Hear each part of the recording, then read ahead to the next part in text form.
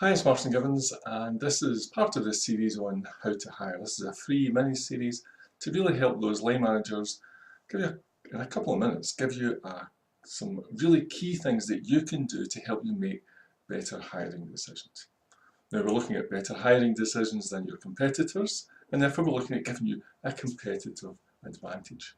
Now, if you are a line manager, chances are that you do recruitment and you do interviews and all that process from time to time. It's not something you do every day. You have a day job, if you like. So what we're looking at, this is particularly useful for people who are finding themselves having to do some recruitment. So the first thing I want to talk about today is the starting point and where it all goes wrong right from the outset. And that tends to be knowing what it is you're looking for.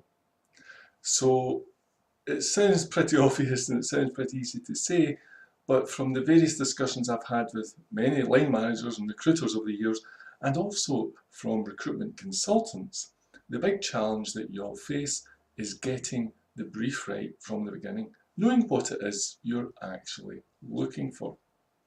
Now, this tends to go one of two ways. It either tends to be very glib and, Joe's just left, get me somebody like Joe, thanks very much. Or it tends to go the other way, where you make a great big long wish list of things that you feel you should have and they should be able to do. And usually in that list, unfortunately, you're looking for things that really never come packaged into one human being. So the specification becomes less than helpful. So these are your big challenges, and somewhere in the middle is a detailed and accurate and realistic specification for the person who will be ideal at the job. Now, if you look behind me here, what we have here is the People Maps personality map. And the reality is this, that the job role that you have will be suited to someone who's located somewhere specific on this map.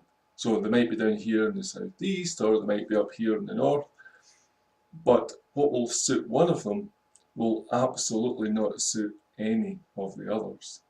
So your first job is to figure out what it is you're offering, what have you got, and therefore who is it most likely to suit. Because believe me, if you get your skills right, and the qualifications, and the work experience, and all that rubbish, if you get all of that pulled together, but you get this part wrong, then it's not going to work out in the long run. This is fundamentally what we mean by putting the right person in the right job. If you've been doing what you do for any number of years, you will know this from experience.